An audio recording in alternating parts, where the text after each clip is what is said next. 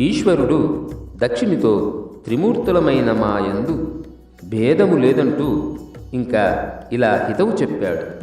బ్రహ్మదేవుని యందు భక్తి లేనిదే విష్ణువు యందు భక్తి కలగదు, విష్ణువు యందు భక్తి లేనిదే నాయందు కూడా భక్తి ఎక్కడా ఎప్పుడూ పుట్టనే పుట్టదు. నన్ను నిందించే విష్ణు భక్తుడు, విష్ణువును నిందించే శివభక్తుడు ఇద్దరూ శాపములు పొందుతారు, వారిద్దరికీ జ్ఞానం కలగదు అన్నాడు శంకరుడు.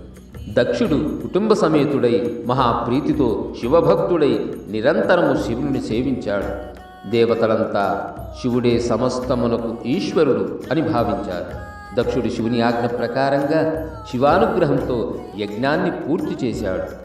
ఈ విధంగా దక్షుడు శివుని అనుగ్రహాన్ని పొందాడు. ఇక దక్షుని యజ్ఞం పరిపూర్ణమయ్యింది. దేవతలు, మునులు, ఇతరులందరూ శంకరుని కీర్తిని గానం చేస్తూ తమ తమ నివాసాలకు చేరుకున్నారు. అందరూ సుఖశాంతులను పొందారు. సత్పురుషులకు శరణ్యుడైన మహదేవుడు కూడా దక్షునితో సన్మానించబడ్డాడు. ఆనందంతో తన గణాలను వెంటబెట్టుకుని తన నివాసమైన కైలాసానికి వెళ్ళాడు. తన పర్వతానికి చేరుకున్న శంకరుడు తన ప్రియురాలైన సతీదేవిని తలుచుకున్నాడు.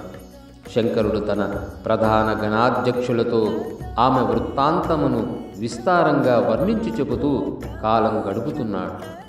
శంకరుడు జ్ఞానస్వరూపుడే అయినా లోకతీరును అనుసరించి విరహబాధను అనుభవిస్తున్నట్టు ప్రకటిస్తూ సతీదేవి గాథను వర్ణిస్తూ చాలా కాలం గడిపాడు.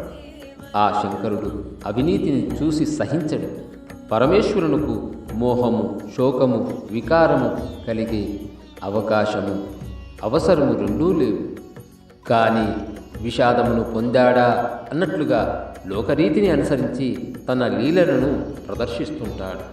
భక్తులారా, ఈ విధంగా దక్షపుత్రిక అయిన సతి తన శరీరాన్ని విడిచిపెట్టి హిమవంతుని భార్యయగు మేనక యందు కుమార్తెగా జన్మించిందని పురాణములలో ప్రసిద్ధంగా ఉంది. ఆ జన్మలో మళ్ళీ శివుని గూర్చి తపస్సు చేసి పరమశివుని భర్తగా పొందింది. ఆ ఉమాదేవి గౌరి అయి శివుని ఎడమ భాగమును తన సొంతము చేసుకుని అత్యద్భుతమైన లీలను ప్రదర్శించింది. ఇప్పటి వరకు పరమాద్భుతమైన భుక్తిముక్తులనిచ్చే దివ్యమైన కోరికలన్నిటినీ తీర్చేదైన సతీదేవి చరిత్రను మీకు వివరంగా చెప్పటం జరిగింది. ఈ గాథ దోషరహితము, పవిత్రము, పరమపావనము, స్వర్గప్రదము, కీర్తిప్రదము, ఆయుర్ధాయప్రదము. శ్రీ సాంబ సదాశివార్పణమస్తు. శ్రీకృష్ణార్పణమస్తు. సర్వే జనా సుఖినో భవంతు.